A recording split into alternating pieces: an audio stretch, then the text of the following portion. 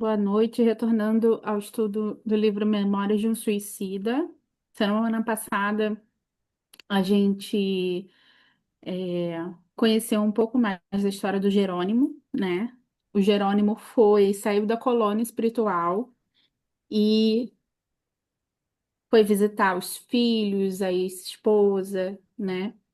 E encontrou ali um cenário não muito favorável, né? Ficou um pouco desconcertado por tudo que ele viu, né? Encontrou a filha Margarida, a esposa Zulmira, o filho Albino, e ao final, quando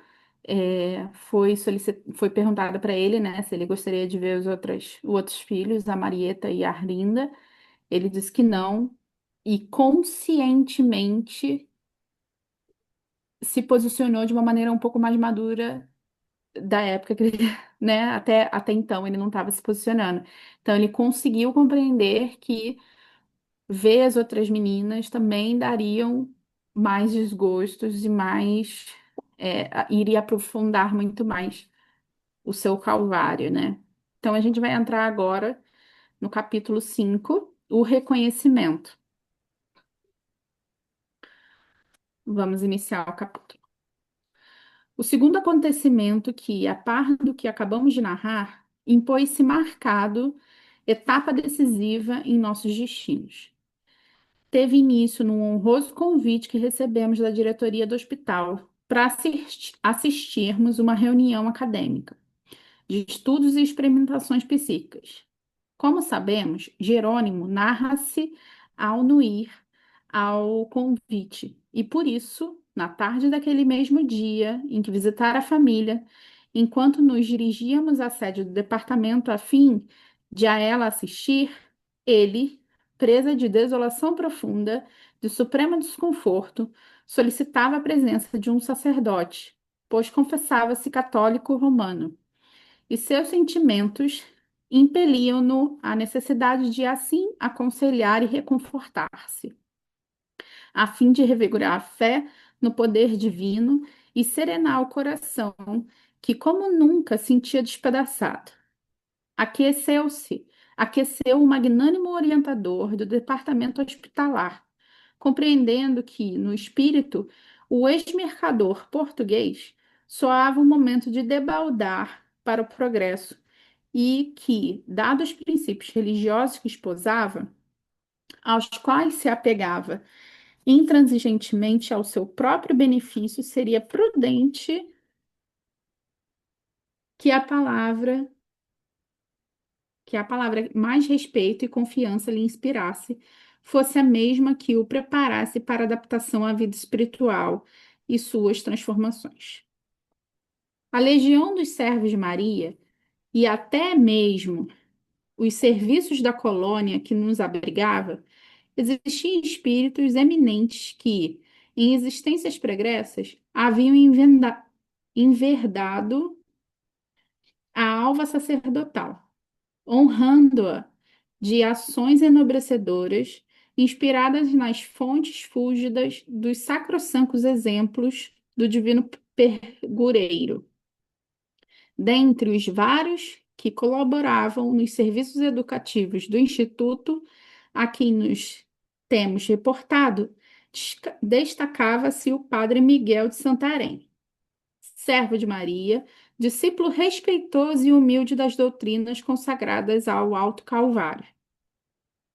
Era diretor do Isolamento, instituição que, como sabemos, anexa ao Hospital Maria de Nazaré. Exercia métodos educativos severos, mantendo inalteráveis disciplinas por hospedar em seus domínios apenas individualidades recalcitrantes, prejudicadas por excessivos prejuízos terrenos e endurecidas nos preconceitos insidiosos e nas mágoas muito ardentes do coração. Portador de inexcedível paciência, exemplo respeitado de humildade, cordura e conformidade, aureolado por súbitos sentimentos de amor aos infelizes e transviados, do tocante de paternal compaixão por quantos espíritos de suicidas soubessem existir, era conselheiro que convinha o mentor adequado aos Aristote, era também filósofo profundo, psicólogo e cientista. Havia muito em existências pregressas, cursara doutrinas secretas na Índia, conquanto, depois, tivesse outras migrações terrestres, provando sempre as melhores disposições para o desempenho do apostolado cristão. Entre essas, a última fora passada em Portugal, onde recebera o nome acima citado, continuando a usá-lo no além-túmulo.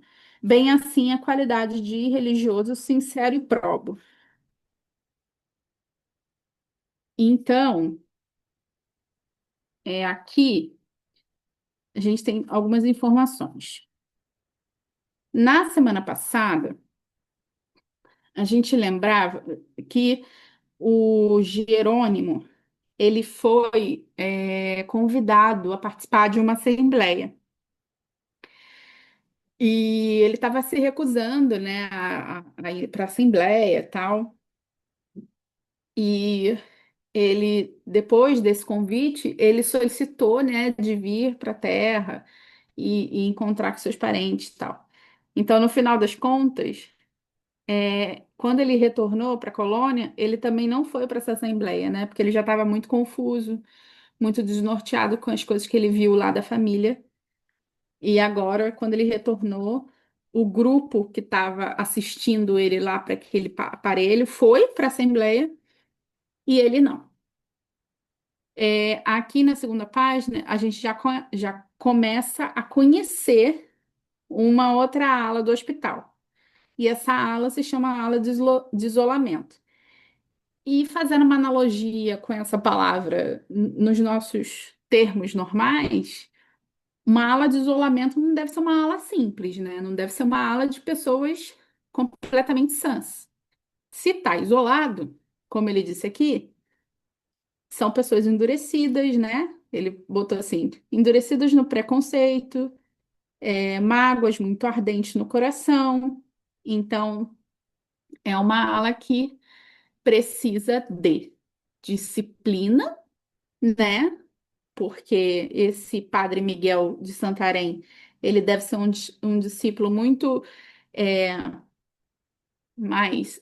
A palavra severo não seria correta, mas mais justo, assim, né? Com as regras, para que esses assistidos fossem um pouco mais. Assistidos de uma maneira um pouco mais certinha, assim, sabe? Porque não devem ser pacientes é, fáceis, vamos dizer assim. Você continua, Ju, por favor? Irmão Teócrito entregou o penitente Jerônimo a esse obreiro devotado, certo de sua capacidade para resolver problemas de tão espinhosa natureza. E foi assim que, naquela mesma tarde, quando as linhas do crepúsculo acentuavam de névoas pardacentas os jardins nevados dos burgos hospitalares, Jerônimo de Araújo Silveira se transferiu para o isolamento, passando aos cuidados protetores de um sacerdote, tal como desejara. Desse dia em diante, perdemos de vista o pobre comparsa de delito. Um ano mais tarde, no entanto, tivemos a satisfação de reencontrá-lo. Em capítulos posteriores, voltaremos a tratar deste muito estremecido companheiro de prélios reabilitadores. No dia imediato ao da nossa internação, no Magno Instituto do Astral, passamos a ser diariamente levados aos gabinetes clínico-psíquicos, onde era ministrado tratamento magnético muito eficiente, pois dentro de alguns dias já nos podíamos reconhecer mais confortados e raciocinando com maior clareza, gradativamente fortalecidos como se tônicos revivificadores ingeríssimos por meio das aplicações a que nos submetiam.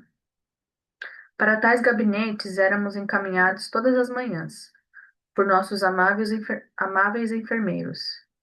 Entrávamos cada grupo de 10 para uma antecâmara rodeada de pequenos bancos estofados nos quais esperaríamos durante curto espaço de tempo. Notávamos que existiam várias dependências como essa, todas situadas em extensa galeria onde colunas sugestivas se alinhavam em perspectiva majestosa. Transcendia nesses recintos a estilização hindu, convidando à meditação e à gravidade. Penetrávamos então o ambiente dos trabalhos, impregnado de fosforescências azuladas, então ainda imperceptíveis à nossa capacidade espiritual. As dimensões desses gabinetes não eram extensas. Pequenos coxins orientais em tessitura semelhante à pelúcia branca, e dispostos em semicírculo, aguardavam-nos indicando que deveríamos sentar. 6 varões hindus esperavam os pacientes concentrados no caridoso mandato. Dá uma paradinha aí, Ju. Então, o caso do Jerônimo vai dar uma pausa aqui, né? Que ele foi para outro lugar, e aí É, eles não tiveram mais contato com ele. Depois, um ano depois, eles tiveram, e depois ele vai contar, né? O que aconteceu. é. Aí ele foi para a sala de isolamento, né?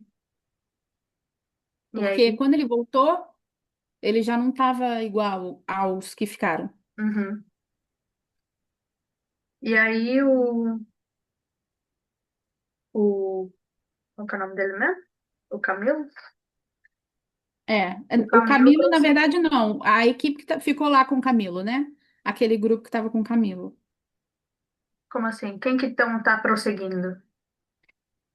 Você lembra que quando Jerônimo foi para a Terra, ele, os pacientes que estavam com Camila, eles estavam visualizando a passagem do Jerônimo por uma tela. Era uma equipe que foi a equipe resgatada com o Camilo, Hum, que tinham várias pessoas que contaram suas histórias, estavam na mesma ala, na mesma sala. Então, uhum, quando ele conta aqui, né, no dia imediato à nossa internação, blá, blá, blá, ele foi ministrado esse tratamento, né? Então, esse grupo tá junto com o Camilo, é como se eles estivessem na mesma classe de escola. uhum. Tá, então eles estão narrando aqui sobre esses gabinetes onde eles recebiam esse tratamento magnético, que eles estão melhorando cada vez mais, adquirindo mais consciência, mais clareza, e, e ele fala muito dos recintos, né, que são enormes e dos ambientes de trabalho, e sobre a percepção que ele ainda não tem, né, das luzes e de tudo.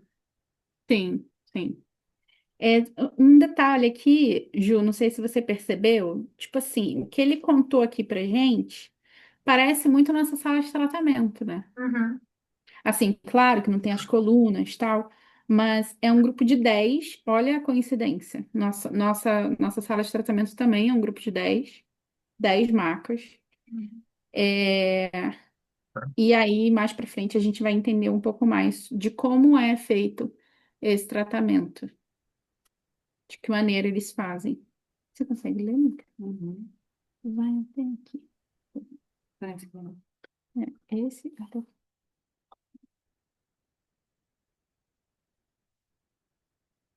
A princípio, tais cerimônias sugestivas e rodeadas de um quase mistério muito nos intrigaram. Não conheceramos indianos pesquisas Específicas. específicas em Portugal. Tampouco fôramos aplicados a estudos e exames de natureza transcendental. Eis, todavia, que nos surpreendíamos para sob a dependência e proteção de uma falange de iniciados orientais, a cuja existência real não déramos jamais senão relativo crédito. por se não afigurar excessivamente mística e lendária. O ambiente que agora contemplávamos, porém impregnado de unção religiosa, a qual atuava poderosamente sobre nossas faculdades, lenificando-as ao impulso do religioso fervor, imprimia tão profundas e atraentes impressões em nossos espíritos que, atordoados no seio do seu ineditismo, julgávamos sonhar, quando pelas primeiras vezes penetramos esses gabinetes saturados de ignotas virtudes, como os mesmos acometidos de invencível sonolência, que nos provocou como estado de semiconsciência. Os operantes indicavam-nos o semicírculo formado pelos alvos coxins. 5 desses médicos espirituais postavam-se atrás, distanciados uns dos outros por espaço simétrico uniforme,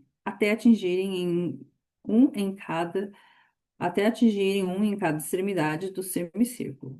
O sexto colocava-se à frente, como fechando o círculo dentro do qual ficávamos nós outros prisioneiros, os braços cruzados à altura da cinta e fronte atenta e carregada, como expedindo forças mentais dominadoras para caridosa vistoria e inspeção nas pragas do nosso atormentado ser. Não, quer falar? Ah, melhor não, porque Tá. peguei de ninguém. Então, aqui ele está dando uma pequena ide- i- i- ideia para gente de como que era essa sala que ele estava conhecendo naquele momento. Então, era uma sala de tratamento. Ele colocou aqui que a surpresa dele de ser hindu, porque eles são portugueses, né? Então, eles acharam diferente, que está curioso, de ter psiquistas indianos em Portugal. Então, eles têm uma visão ali de que tem uma similaridade com a terra natal deles. Mas a colônia em si, ela vai receber portugueses, mas vai receber outras nacionalidades também.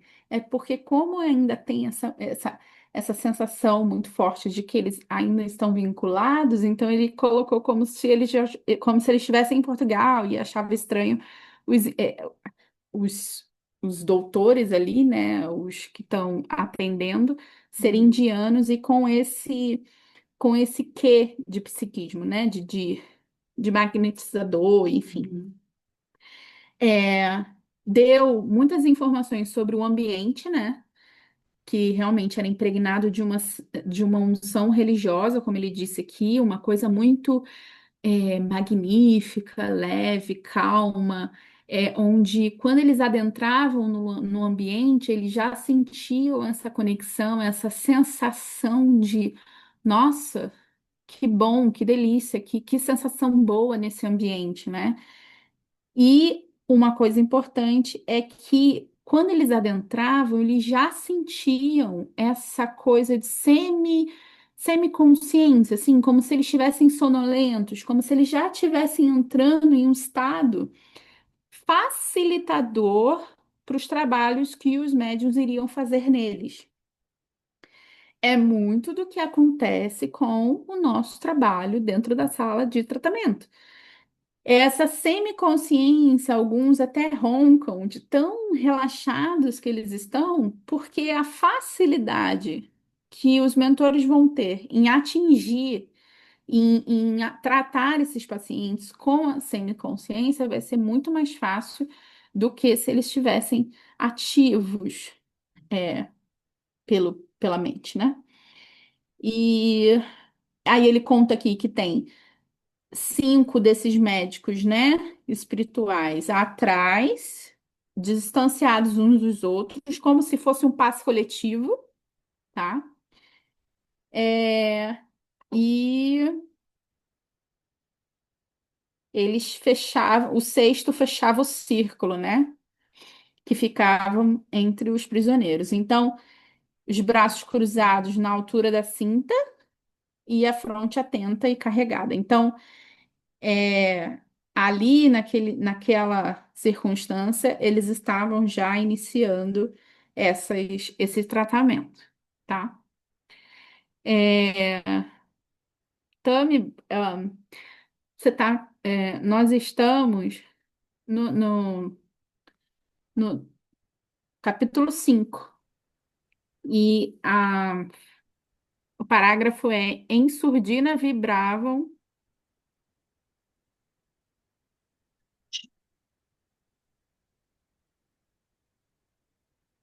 Em surdina vibravam ao nosso redor sussurros harmoniosos de prece, mas não saberíamos distinguir se oravam, invocando as excelsas virtudes do médico celeste para o nosso refrigério, ou se nos advertiam e doutrinavam. O que não nos deixavam dúvidas, por se impor à evidência, era que atravessavam nosso pensamento com os poderes mentais que possuíam, devassavam nosso caráter, examinando nossa personalidade moral a fim de deliberarem sobre a corrigenda mais acertada, qual o cirurgião investigando as vísceras do cliente para localizar a enfermidade e combatê-la. Tal certeza infundia-nos múltiplas impressões, a despeito do singular estado em que nos encontrávamos. A vergonha por havermos pretendido burlar as leis superiores da criação, afrontando-as com o ato brutal de que usáramos, o remorso pelo descaso à majestade do Onipotente, a deprimente amargura de havermos dedicado nossas melhores energias aos gozos inferiores da matéria, atendendo de preferência aos imperativos mundanos, sem jamais observarmos as urgentes requisições da alma, deixando de nos conceder momentos para a iluminação interior. Eram pungentes estiletes que nos penetravam o âmago durante a sublime vistoria a que nos submetíamos, inspirando-nos mágoas e desgostos que eram o prelúdio de real e fecundo arrependimento.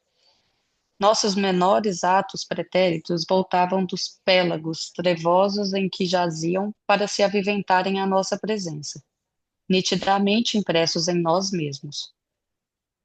Nossa vida, que o suicídio interrompera, desde a infância era assim reproduzida aos nossos olhos aterrorizados e surpreendidos, sem que fosse possível determos a torrente das cenas revivecidas para exame. Quiséramos poder fugir a fim de nos furtarmos a vergonha de pôr a descoberto tanta infâmia, julgada oculta para sempre até de nós mesmos, pois com efeito era dramático, excessivamente penoso desatar volumes tão variados de maldade e torpezas diante testemunhas tão nobres e respeitáveis. Mas era em vão que o desejaríamos. Sentíamos que nos vinculávamos àqueles coxins pela ação de vontades que se haviam apossado do nosso ser. Ao fim, desculpa, ao fim de alguns minutos, porém, suspendiam a operação. Esvaía-se o torpor. As lugubres sombras do passado eram expungidas de nossa visão, recolhidas, que eram ao apego revolto da subconsciência, aliviando a crueza das recordações. Então, a fronte carregada do operador serenava, qual arco-íris e alina. Um ar de amorosa compaixão derramava-se por suas atitudes e, aproximando-se, espalmava sobre nossas cabeças as mãos níveas, enquanto 5 demais assistentes o acompanhavam nos gestos e nas expressões. Compassivos, os fluidos beneficentes que a seguir nos faziam assimilar. Terapêutica divina. Iriam gradualmente auxiliar-nos corrigir as impressões de fome e de sede, a postergar a insana sensação de frio intenso, que num suicida resulta da gelidez cadavérica, e ao perispírito se comunica a atenuar os apetites e arrastamentos inconfessáveis, tais os vícios sexuais, o álcool, o fumo, cujas repercussões e efeitos produziam desequilíbrios chocantes em nossos sentidos espirituais, interceptando possibilidades de progresso na adaptação e impondo-nos humilhações singulares, para assinalar a ínfima categoria a que pertencíamos na respeitável sociedade dos espíritos que nos rodeavam. Dá uma paradinha aí, Tami, por favor. Eu tô até Só, desculpa, só porque. para só para te dar um grau aí. Na semana retrasada, nós vimos o Jerônimo ir em Portugal, ver como é que estava a situação dos filhos, né? Conheceu tudo, voltou um pouco desnorteado, né? Obviamente, a equipe já sabia que ele ia ficar desnorteado. Então, quando ele retornou à colônia, ele já foi para um outro setor, tá? Então, ele já se destacou daquela equipe inicial e foi para outro setor porque ele estava desequilibrado, né? E até conscientemente ele já sabia que, querendo ou não, ele não ia ficar ali. Então, ele foi encaminhado para o setor de isolamento. Mais para frente, a gente vai reencontrar o Jerônimo em outras condições. Mas, por enquanto, o que você leu aqui é aquela equipe, aquele primeiro grupo que foi resgatado no Vale dos Suicidas e que foi para aquela reunião, aquela tal reunião que o Jerônimo estava brigando para não ir. Então, eles foram para essa reunião e foi encaminhado para esse setor aqui que vai fazer um tratamento com eles, tá? Então, isso tudo que você leu é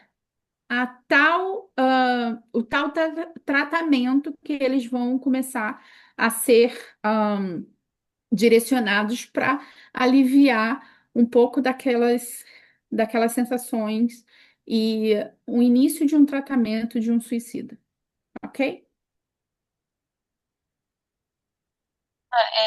Essa parte aqui que a gente leu, eu acho que só resume, só não, né? Mas resume a vergonha, a-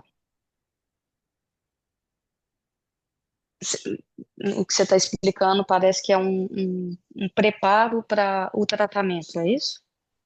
Ou Não, já é é o o tratamento? tratamento em si. Ah, já é o tratamento. Aí é o tratamento em si, porque quando eu acho que você não chegou na hora deles terem contado como é que era a sala, tal. Então eles estão dentro da sala de tratamento da colônia. São equipes de 10, né? Igual a nossa sala de tratamento normal. Uhum, Eles entram e aí é ministrado esses passes, entre aspas. Mas antes, ele dá umas informações bem específicas. Eles entram, o círculo de médiums, né? Ou de tratadores, vamos dizer assim, da equipe médica ali, é executado. E aí eles têm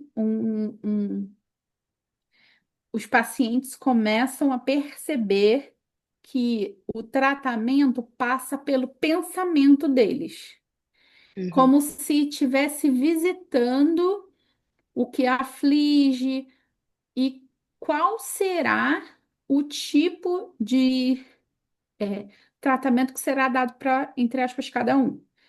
Então, quando ele fala aqui que devassavam o nosso caráter, examinando a nossa personalidade moral, a fim de deliberarem sobre a corrigenda mais acertada. Então, é como se eles estivessem investigando os assistidos para saber qual tipo de tratamento que eles iam dar, entendeu? Só que quando passava por essa situação, eles se sentiam, né, como todo mundo, né? Se erra, vergonha. a gente vai ficar um pouco envergonhada, né? Uhum, Depois dessa vistoria, é, eu achei interessante que a vistoria, eu lembrei aqui do aparelho psicoscópio. Eu não sei se vocês já ouviram falar sobre esse aparelho. Esse aparelho é utilizado para médiums ou para espíritos que estão trabalhando conosco aqui na Terra, mas que ainda não têm o poder de devassar os nossos pensamentos. Então, por exemplo, o psicoscópio foi muito utilizado quando o André Luiz estava fazendo incursões em mesas mediúnicas. Porque esse aparelho, para o André, que na época não era um mentor ainda, que conseguia já visualizar o que passava pela cabeça do médium, ele, através do psicoscópio, ele conseguia enxergar o que aquele médium que estava entrando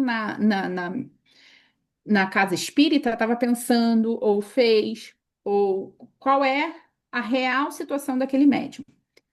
Nesse caso aqui, eles não precisam usar esse aparelho, né? Eles utilizam o seu Mental. próprio tratamento. Só que uma coisa interessante que ele falou aqui, que durante a sublime vistoria que nos submetíamos, eles eram, os próprios pacientes tinham consciência, entendeu? O psicoscópio não dá consciência para quem está passando por ele. Uhum, É como se fosse uma tela. Eu tô aqui assistindo a Tami e eu tô investigando ela, mas ela não sabe que eu tô investigando você, entendeu?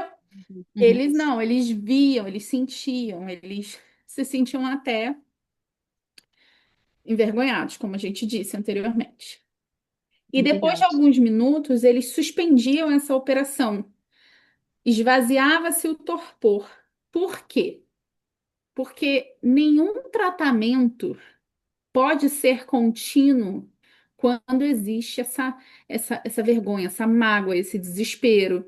Então, você visualizar, como a gente já viu anteriormente, a forma de como você se suicidou, é, as situações difíceis que você passou, você regride, entende? Então, eles estavam fazendo ali apenas por o início de um tratamento, mas logo depois eles param e aí, depois que eles param, alivia as recordações, aliviando a crueza das recordações, como ele disse aqui, ele vem com compassivos os fluidos beneficentes que nos faziam assimilar a terapêutica divina. Então, é como se fosse assim: consciência, descanso, agora um passe. Tipo Uhum. isso. Então, esse é o tratamento que é dado através das minhas palavras, né? Não é assim tão fácil, mas é só para vocês entenderem início, meio e fim.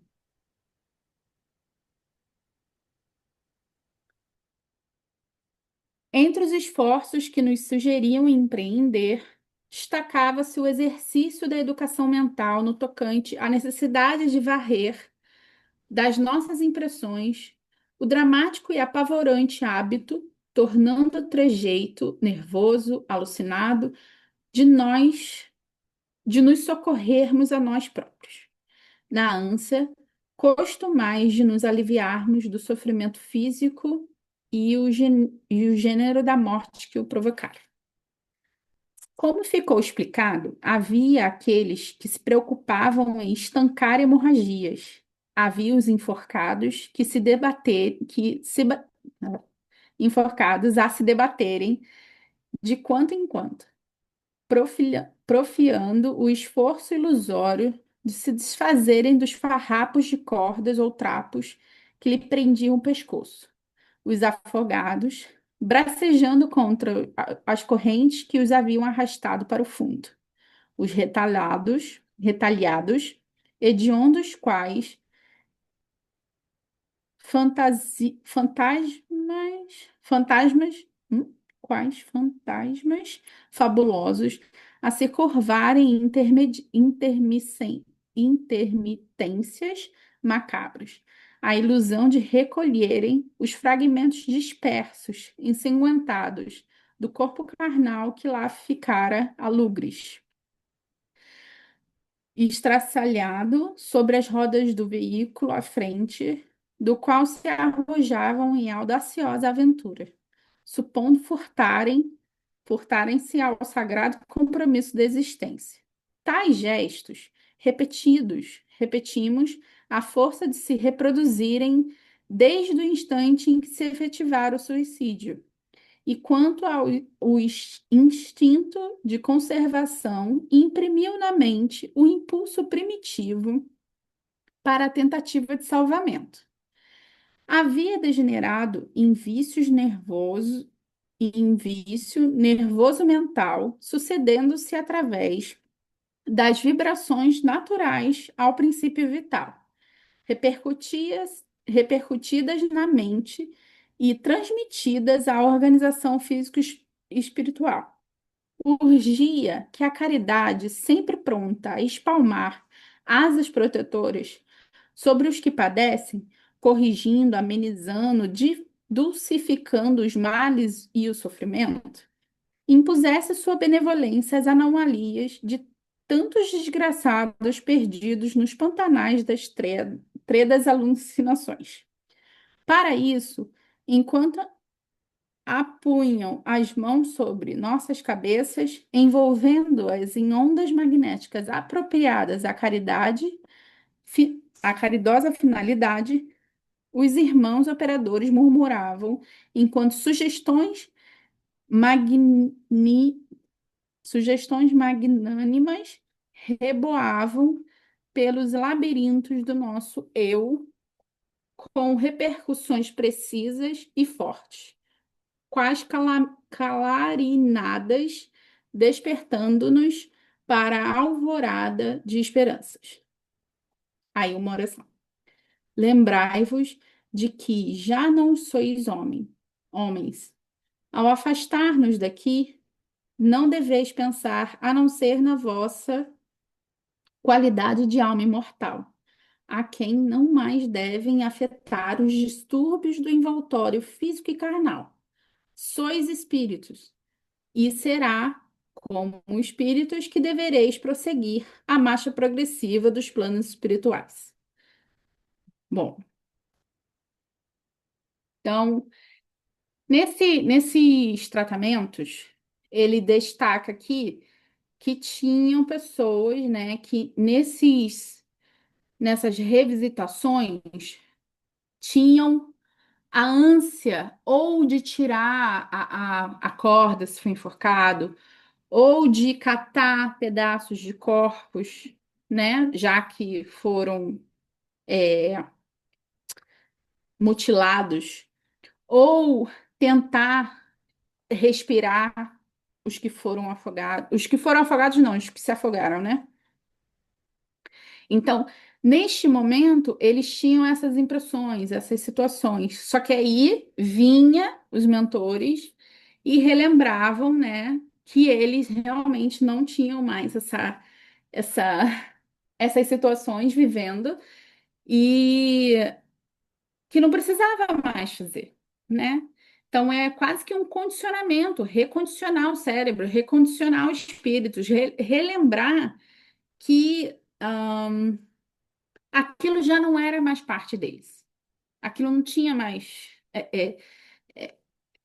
o porquê, né? As impressões viam, mas eles tinham que doutrinar isso. Acho que eu entendi.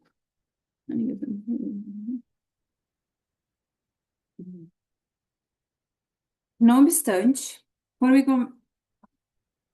Daqui até aqui.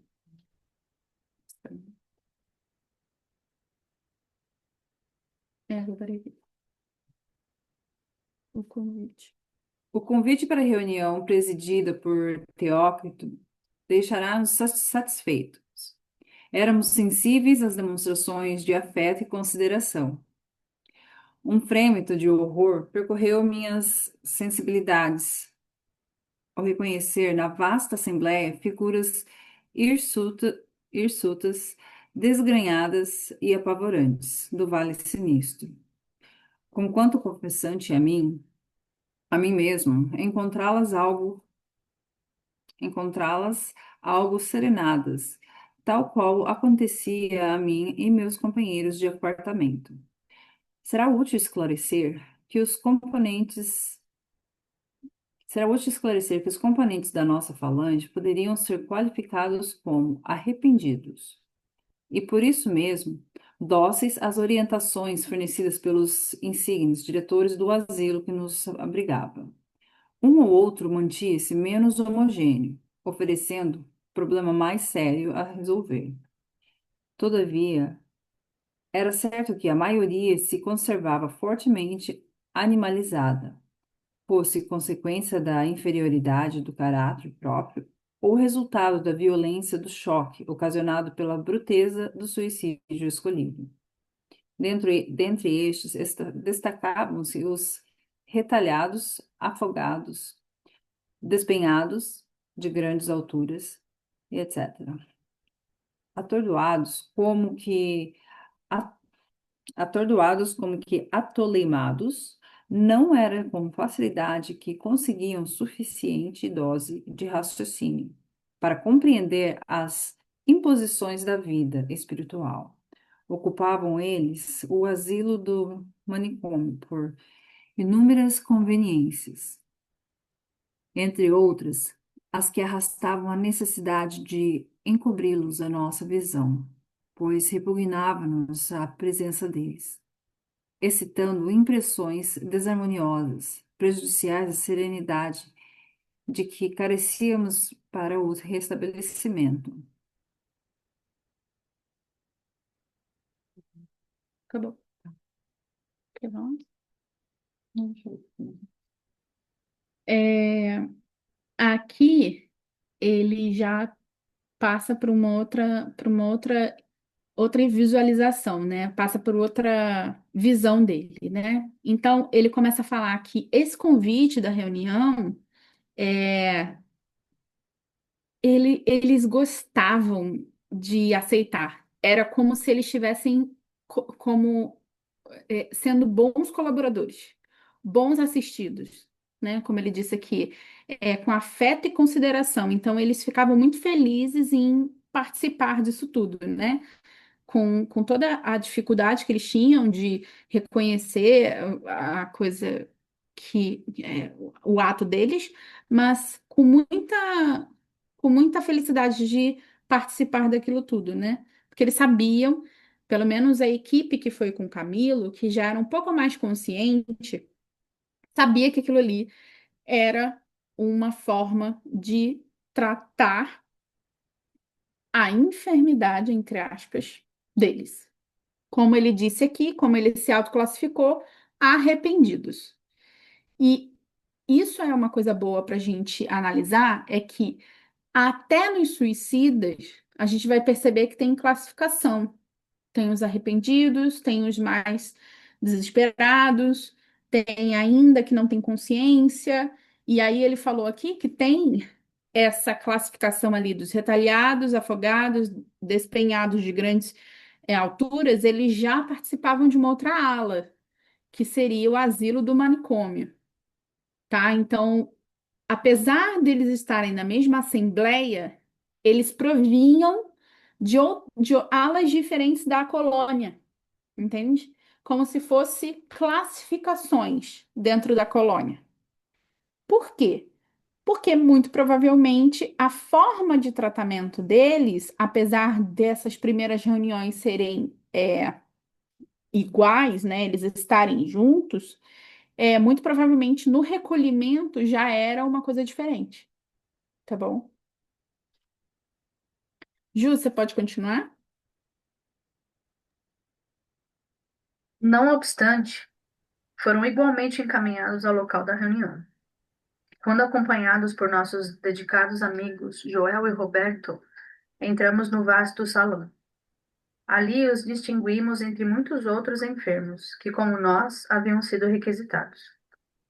Observando os antigos companheiros do Vale das Trevas, vi que se esforçavam, como nós mesmos vínhamos tentando desde alguns dias, para corrigir os feios cacoetes já mencionados. Pois se o hábito impelia a repetição dos mesmos, lembravam-se a tempo e paralisavam a meio caminho o impulso mental que os ocasionava, levando em consideração a sugestão oferecida pelos amoráveis assistentes. Então riam-se de si mesmo em comovedores desabafos, nervosamente, pensando em que já não deveriam sentir os efeitos físicos do ato macabro. Riam uns para os outros como a se felicitarem mutuamente pelo alívio recebido pela informação de que já não deviam sentir aquelas impressões, e como se o riso sacudisse vibrações tormentosas. Riam para se desacostumarem daquele choro malévolo que acordava sensações precipitosas. No hospital eram proibidas as rábicas convulsões do Vale Sinistro, e chorar nas desesperadoras aflições com que para trás havíamos chorado era destampar a comporta das torrentes, das agonias que a caridade sacrossanta de Maria minorava por intermédio do desvelo de seus servos. Ju, eu vou te pedir para parar, porque esse parágrafo é muito importante para a gente. Você vai comentar e depois a gente lê mais um pouquinho com você. Ah, isso é muito importante, eu vou pedir para você comentar. Hã? Isso é muito importante, eu vou pedir para você comentar.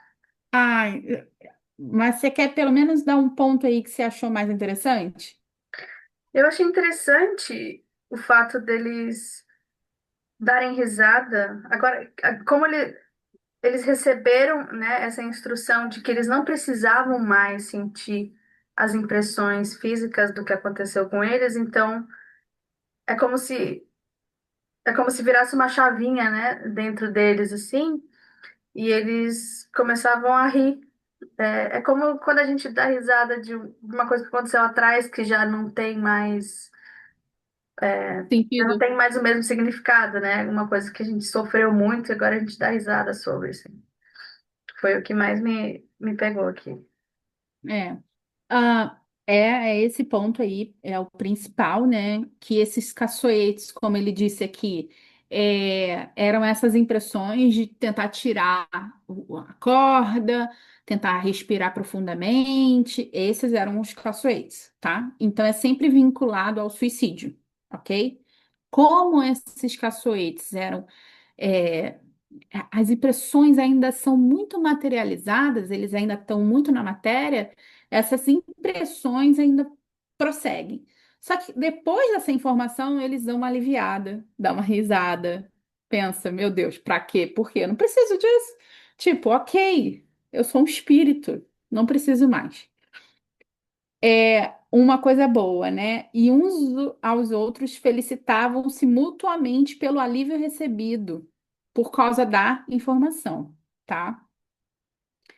É, E outra coisa importante é que no hospital, né, não podia chorar, não podia recordar, porque essas impressões, esse reavivamento das memórias, eles causavam extrema tristeza. Então, se você não se policiar, você vai cair num lugar mais profundo. E aí você provavelmente vai ter que ser transferido de ala, é nesse sentido. E aí, fazendo uma análise para a gente, né, do nosso dia a dia, é um pouco daquele orar e vigiar, né? Às vezes a gente está meio mal, não consegue fazer uma oração. Mas também a gente não precisa se autoflagelar, entende? Então, tipo, em nossos dia a dia, às vezes é muito difícil, às vezes é mais penoso, mas é só para a gente relembrar, beleza, eu não consigo fazer uma oração agora porque eu não tenho forças, mas pelo menos eu não vou diminuir mais essa sensação de, às vezes, solidão, às vezes, desespero. Se a gente está desesperado só um pouquinho, e a gente dá vazão para esse desespero, ele aumenta muito. E é nesse sentido que eu acho isso aqui muito importante, porque lá eles não permitiam que os assistidos entrassem nessas tormentas, porque aí ia ter um problema maior para eles próprios. Pode continuar, Ju. Eu, observando-os, ria também, sem fugir à estranha similitude da falange. Sentamo-nos a um sinal de Roberto. Nada apresentava a sala que despertasse particular atenção. Contudo, se insuficiente não fora o grau de visão de que dispunhamos para alcançar as sublimes manifestações de caridade em que nosso derredor pululavam, teríamos notado que delicadas vaporizações fluídicas, como orvalho refrigerante e ameno, deliam-se pelo recinto, impregnando-o de dúlcidas vibrações. A um ângulo do tablado, que do fundo do salão defrontava a assembleia, notava-se um aparelho muito semelhante aos existentes em enfermarias, conquanto apresentasse certas particularidades. Dois jovens iniciados puseram-se a examiná-lo, ao tempo que irmão Teócrito tomava lugar na cátedra, ladeado por outros dois companheiros, aos quais apresentou a Assembleia como instrutores que nos deveriam orientar, e a quem deveríamos o máximo respeito. Satisfeitos, reconhecemos nesses os dois jovens hindus que nos receberam quando da nossa entrada para o hospital, Romeu e Alceste. Silêncio religioso estendeu ondas harmoniosas de recolhimento pelo vasto salão, onde cerca de 200 espíritos, envolvidos nas mais embaraçosas redes da desgraça, acorriam arrastando as bagagens gravosas das próprias fraquezas, das amarguras incontáveis que enoitavam suas vidas. Desciam sobre as latitudes do nosso merencório cantão as nuances tristonhas do crepúsculo, que ali muitas vezes arrancava lágrimas de nossos corações, tal a pesada melancolia que infundia em derredor. Dá Seis mil... vontade de. Ah,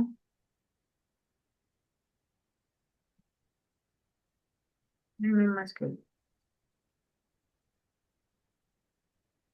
Então eles já estão em outra sala agora, né? Uhum. E eles estão agora sob o cuidado de dois jovens hindus, Romeu e Alceste, e ai, essa eu li, mas É, não não, mas sabia mais. não tem muita coisa aqui, não. Mas Não tá bom. preocupa. Não preocupa, é isso aí mesmo. Ele vai agora, esse Romeu e Alseixo, eles vão ficar conosco até o final do livro, Ah, né? Então, eles são figuras marcantes aqui e vão ser os mentores durante muito tempo do Camilo, tá? Tami, please.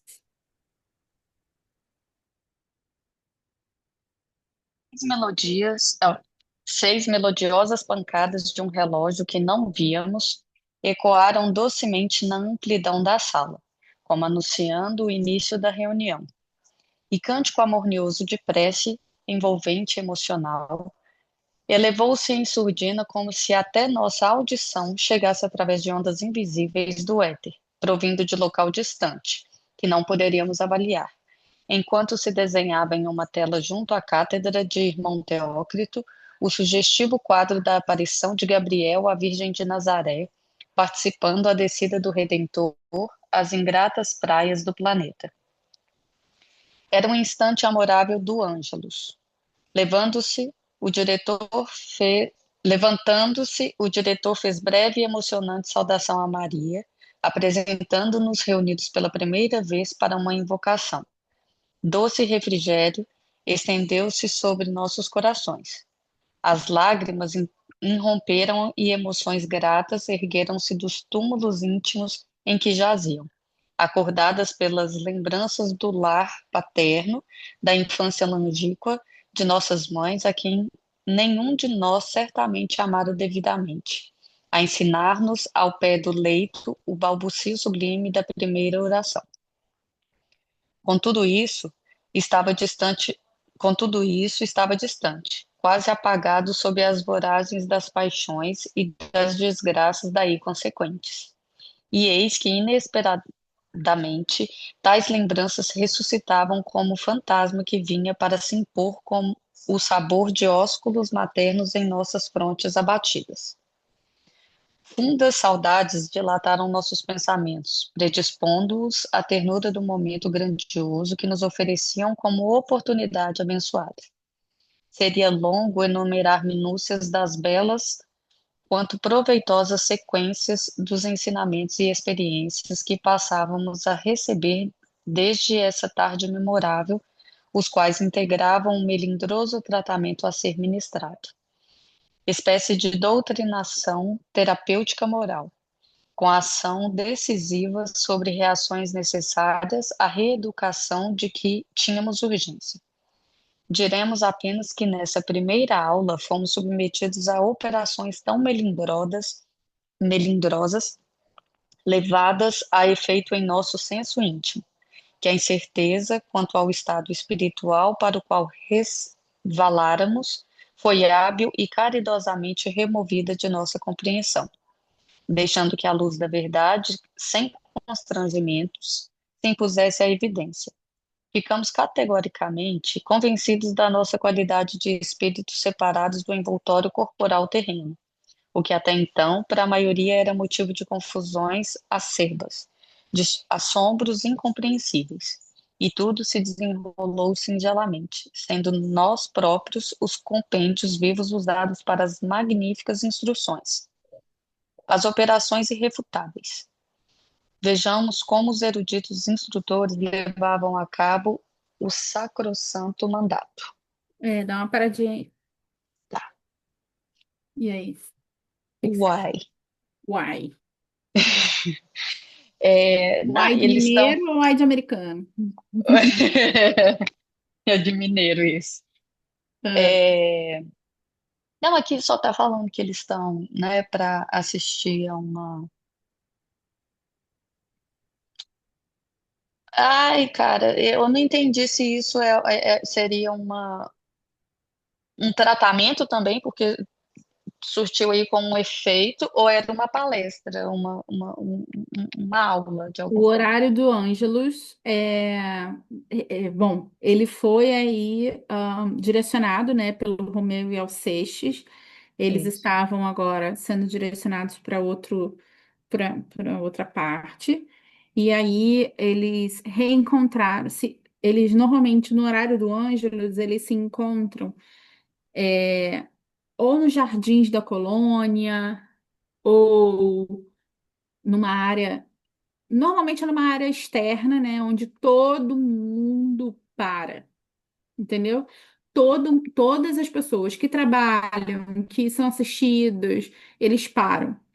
O horário do Ângelus é 6 horas da manhã, são três, né? Mas normalmente nas colônias são às 18 horas, 6 horas da tarde. Por isso que nas igrejas tem aquela 6 horas da tarde, tem 6 horas da manhã, tem mais uma, meio-dia e 6 horas da tarde. Mas Então, só uma dúvida, esse negócio do Ângelus é uma. É, você está falando que igreja tem, né? Então não é uma. Não sei como chamar isso, não é uma coisa da doutrina? é. Não. Pode falar, Ah, Ju. O André Luiz fala isso, né, no nosso lar, sobre o pôr do Exatamente. sol, que parece que Isso, vem uma música assim do universo, não sei o quê, exato. e todo mundo para e faz uma oração. Algumas entidades, inclusive, descem para assistir, né? Ou descem para visitar esse horário. Mas, basicamente, gente, o horário do Ângelus é uma forma de conexão, tá? A conexão da colônia, o reestabelecimento energético é feito através do Ângelus também. É como se todo mundo estivesse ali reenergizando as fortalezas da colônia, reenergizando o seu próprio ser. É como se fosse uma fonte interminável de energia que restabelece os espíritos, a colônica, entre aspas, fisicamente, né? Mas os portais, toda a parte energética da colônia é um tipo um gerador de energia, tá?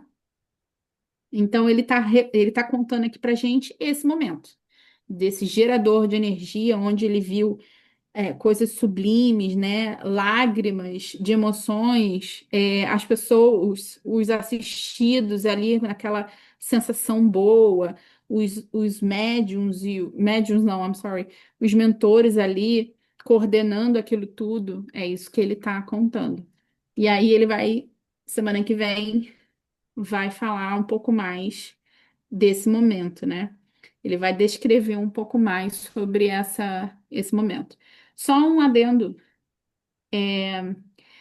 Ele colocou aqui: ficamos categoricamente convencidos da nossa qualidade de espíritos separados do envoltório corporal terreno. Então, essa informação é importante porque a partir desse momento, pelo menos esse grupo, né, vai ter consciência de que está completamente separado do envoltório carnal. E aí isso vai surtir efeito nos próximos capítulos aqui do livro, porque isso vai trazer para eles uma consciência maior, ok?